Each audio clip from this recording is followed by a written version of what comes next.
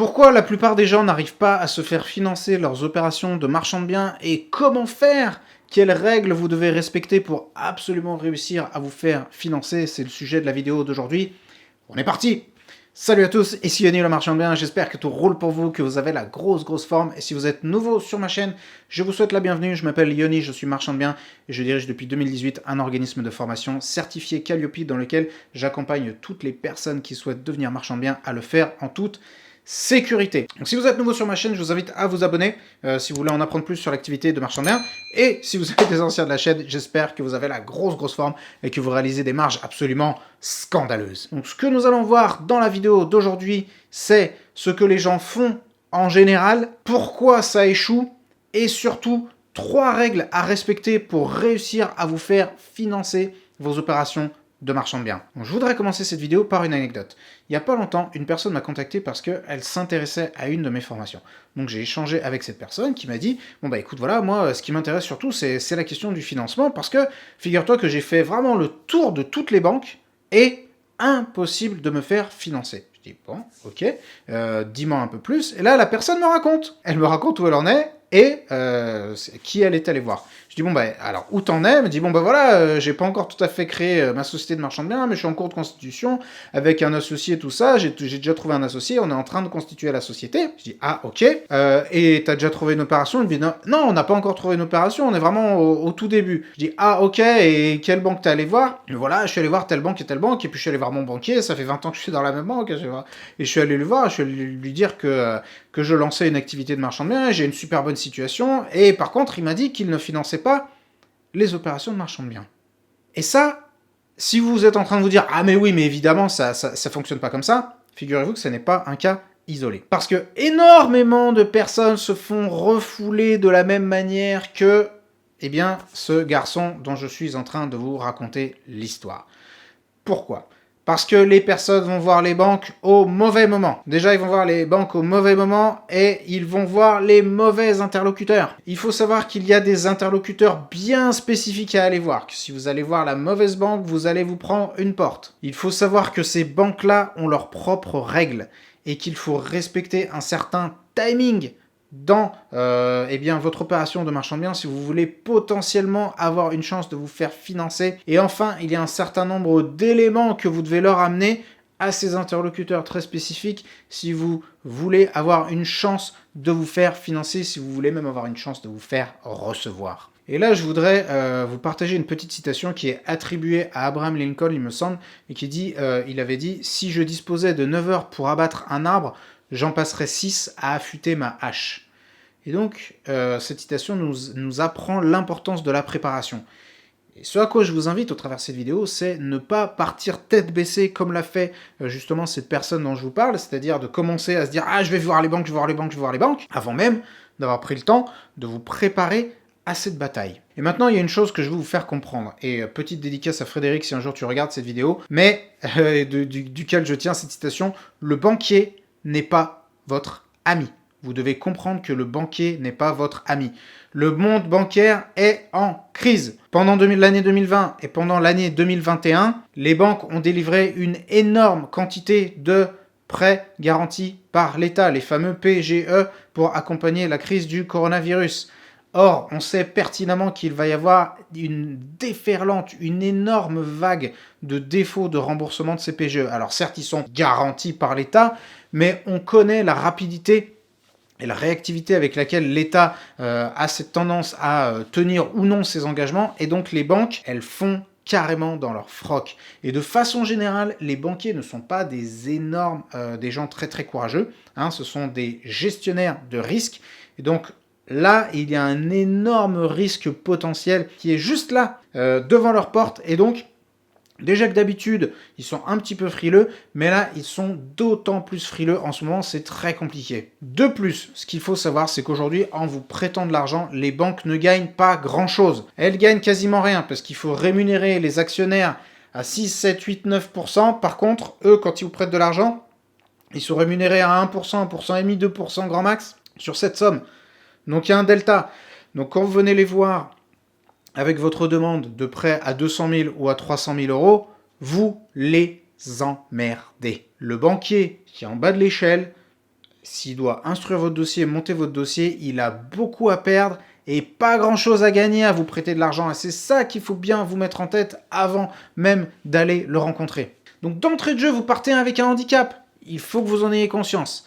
Et maintenant, je vais vous parler de ces 3 fameuses règles que vous devez absolument respecter si vous voulez vous faire financer. La première chose, c'est qui allez voir.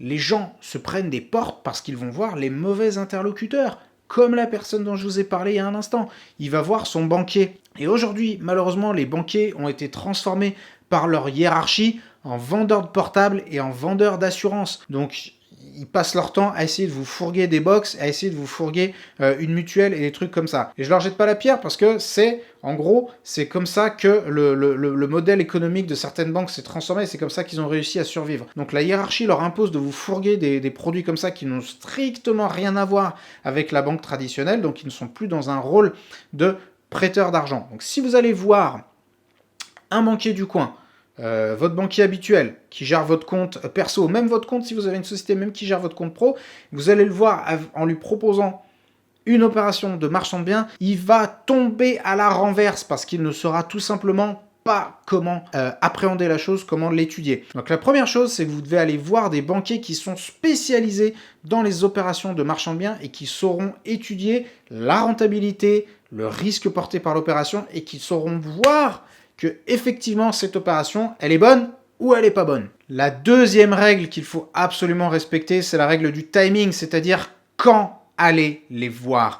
Et beaucoup de débutants font cette erreur critique d'aller voir les banquiers trop tôt, d'aller les voir les mains vides. C'est-à-dire, vous allez les voir, vous leur dites « Est-ce que vous voulez me financer ça ?» Et il n'y a rien à financer. Exactement comme la personne dont je vous parle qui est allée faire le tour des banques avant même d'avoir quoi que ce soit, avant même d'avoir une société. Alors, la société, c'est pas grave, mais avant même d'avoir une opération à proposer. Et si vous allez voir un banquier, même un banquier spécialisé, qui comprend les opérations de marchand de biens et que vous lui dites « Est-ce que vous me financez mon activité de marchand de biens ?» alors que vous n'avez strictement rien à lui proposer, vous avez 99,9% de chances de vous prendre un refus parce qu'il n'y a rien à financer. Imaginez-vous qu'on vienne vous voir et qu'on vous dise « Est-ce que vous me financez un projet pro ?» Et vous dites « Quel projet pro ?» Ah bah je sais pas. Il n'y a rien à financer, il n'y a rien à étudier. Donc avant d'aller consulter le banquier, eh bien ayez quelque chose à lui proposer. C'est la deuxième règle. La règle du timing, allez les voir quand vous avez une opération à leur proposer. Alors peut-être que vous allez me dire « Ah oui, mais si je lance l'opération sans savoir si la banque me finance, je prends un risque. » Yes, exactement, tu prends un risque et c'est bien naturel, ça s'appelle de l'entrepreneuriat et c'est en prenant des risques eh bien, qu'on gagne plus que les autres. Donc effectivement, il y a un risque à porter, mais si vous avez une opération qui est rentable, rappelez-vous qu'il y a toujours plus d'argent disponible que de bonnes affaires, donc même si la banque vous dit non, vous trouverez toujours à vous la faire financer. Si vous souhaitez apprendre à monter des dossiers de financement qui ont toutes les chances de se faire financer, eh bien je vous invite à participer à mes programmes de formation consacrés à l'activité de marchand de biens. Vous trouvez le lien juste en dessous de la vidéo. Et enfin, la troisième règle, c'est comment lui présenter le dossier. C'est la forme du dossier que vous allez lui amener. Rappelez-vous, gardez bien ça en tête.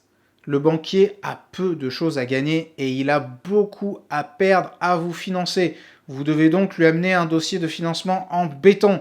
Rappelez-vous que le banquier est un gestionnaire de risque. Vous devez donc lui amener un dossier qui pour lui va allumer tous les voyants verts et va lui dire « là, il n'y a pas de risque ». Et il n'y a pas longtemps, j'ai un de mes élèves, Jean-Luc, si tu regardes la vidéo, petite dédicace pour toi, qui est en Alsace, et il est allé présenter justement un dossier de financement tel que je lui avais appris, et le banquier, qui est un vieux de la vieille, qui a fait plus de 20 ans de financement d'opérations immobilières, de marchands de biens et de promoteurs, lui a dit « Écoutez, votre dossier, il est top, ça fait plus de 20 ans que je fais de la banque, et c'est un des meilleurs dossiers qu'on m'ait présenté, évidemment, je vous finance. » Donc ce que vous devez renvoyer au banquier au travers de la forme du dossier que vous allez lui présenter, c'est que vous êtes un professionnel, vous n'êtes pas un bleu qui s'est réveillé hier matin et s'est dit « Ah, tiens, je vais devenir marchand de biens parce qu'en devenant marchand de biens, je vais devenir millionnaire du jour au lendemain et sans prendre de risques. » Non, vous devez, au travers de votre dossier, faire comprendre au banquier que vous avez bien saisi exactement de quoi il retourne, que vous maîtrisez la chronologie d'une opération, que vous en maîtrisez les risques, que vous avez anticipé toutes les problématiques potentielles que vous pouvez rencontrer sur cette opération